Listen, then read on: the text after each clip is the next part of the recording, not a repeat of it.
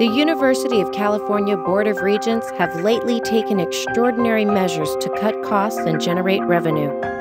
Lecturers have been laid off, classes eliminated. Students now pay more for less of an education. While education took a beating, the Regents authorized $3 million in bonuses to a handful of top administrators and reduced the salaries of custodial staff.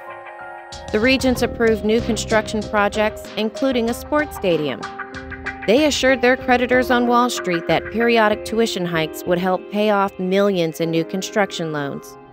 The Regents' misplaced priorities have very real consequences for the students, faculty, and staff who live under the UC system.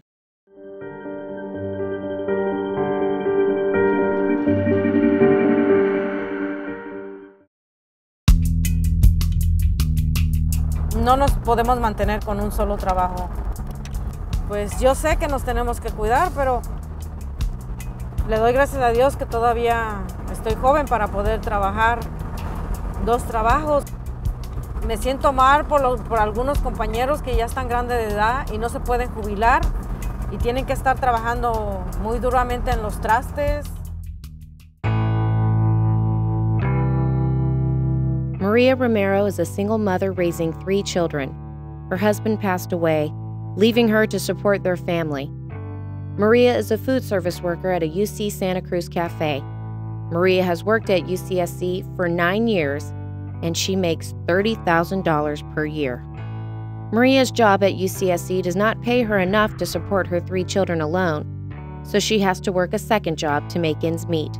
In the afternoon, Maria cleans the bathrooms at the Santa Cruz boardwalk. When she gets home, she's like tired. Like you go to sleep early and you don't see her for like, I don't know, 3 days. ¿Qué va a ser de mis hijos? No quiero que ellos paren de estudiar, que es lo único que yo les puedo dar, porque tengo que pagar la renta, tengo que salir adelante. Maria's daughter recently celebrated her quinceañera, but with the smile came much stress for the Romero family. La fiesta de mi hija fue mucho estrés para mí. Pensé que nunca lo iba a lograr porque cuando la veía baby, pues que no tenía a su papá. Entonces yo quise hacerle la fiesta, estuve ahorrando para comprarle su vestido, sus cosas, todo, que cuando la vi en la fiesta bailando, dije, valió la pena. Maria's coworkers saw her struggling to pay for the coming-of-age party for her daughter and took up a collection to help. Pero la fiesta de mi hija, pues gracias a Dios muchos compañeros me ayudaron y como vuelvo a repetir, estuve trabajando yo desde 1 año. No tengo el dinero extra del papá, así es que lo tengo que hacer yo sola. Each year, the California Budget Project, an independent fiscal and policy analysis organization, puts out a study estimating the amount families need in order to achieve a modest standard of living without public assistance. In Santa Cruz County, where Maria and her family live, the California Budget Project estimates that a single-parent family needs to earn $76,294 per year to pay for rent and other basic needs. But Maria's parents provide childcare, and Maria is eligible for reduced-cost health care through UC Santa Cruz, so that reduces what her family needs to pay for their basic needs. So, in the end, Maria's $30,000 wage at UCSC falls $22,000 short of paying her basics without public assistance. Maria isn't the only person at UC whose family is struggling. It's an everyday struggle. Every month, I see my bank accounts and there's nothing. Okay, so we cut and we cut and we cut. I'm in the middle of losing my house. I don't know if I will keep my house. I live check by check, and it's not enough. And I miss my kids desperately. They don't see me a lot. They didn't see me a lot growing up, as I was working 2 jobs to make my ends meet here at the university. And I'm still doing it. The University of California's 10 campuses and 5 medical centers are overseen by a Board of Regents, which is largely appointed by the governor for 12-year terms. The regents are, by and large, business people and political figures whose everyday existence is far from that of UC's lowest paid workers. The regents are totally out of touch. They have not a clue what the service workers go through. I bet you if a regent were to visit a service worker home and the lives that they have to deal with every day on a daily basis, they would be ashamed. They cannot imagine that people live like that under a UC system at all. To get a sense of who the regents are, take the example of Regent George Marcus, a wealthy San Jose businessman. Marcus is the chairman of a vast real estate empire and the owner of 2 expensive restaurants. Marcus lives at a large estate in the Los Altos Hills, has a beach house on the Monterey Bay, an apartment in San Francisco, and he owns 3 condos in San Jose. While Maria was struggling to pay for a small quinceañera for her daughter, Marcus's daughter was recently wed in an extravagant 3-day affair in the Napa Valley. UC is one of the premier learning institution, teaching institution, medical institution, not only in the state of California, but in the entire world. You have executives that are making $200, $300, and in the case of the president, over $1 million a year.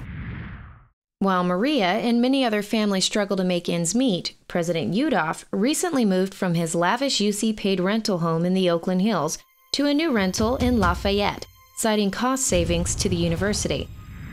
However, an August 21st New York Times story detailed exorbitant UC-paid expenses related to his housing. While he hunted for a new home, his stay at the Claremont Spa and Resort cost $8,400. Movers cost $39,000, $127,000 for home security, $19,000 for elevator repairs, and now a dispute with his former landlord over the $32,000 security deposit stemming from $45,000 in damages. For a man whose compensation is already over $1 million, these expenses have outraged UC faculty, students, and staff alike. Well, there are industry standards to measure that in terms of how much above your average pay someone like a chancellor running a university is, and we're well below that. Our faculty are underpaid significantly in double digits. Our senior management is underpaid significantly in double digits. Our service workers are at market, but when you factor in the health benefits and the pension plan, they're well above market. A university president is making close to $1 million a year, and service sector salaries barely pay the rent. What is wrong with this picture? Again, this is a business person's attitude.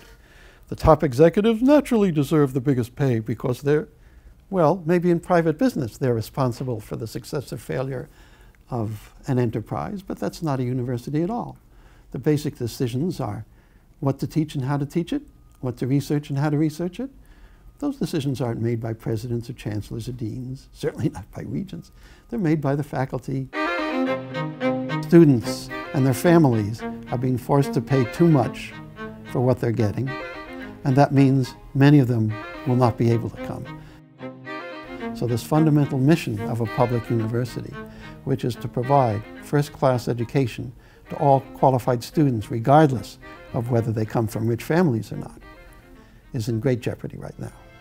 I am angry, and I wish we could have a voice and they can hear us, how we're doing, and how this is affecting all families. When I got this job, I really I thought this job was going to help me have a pretty decent life, but they've been paying me poverty wages, and it's been poverty wages ever since day one. And I'm still hoping the university might come through and help us out.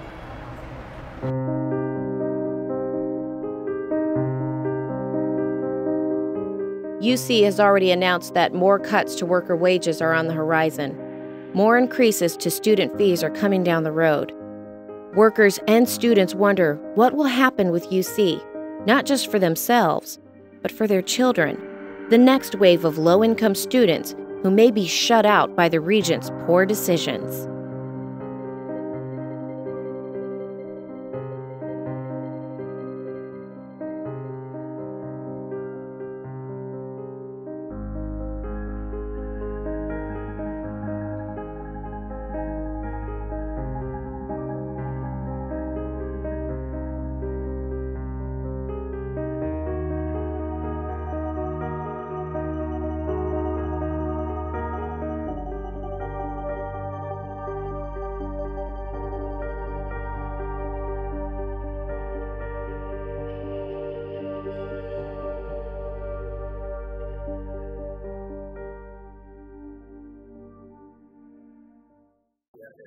You're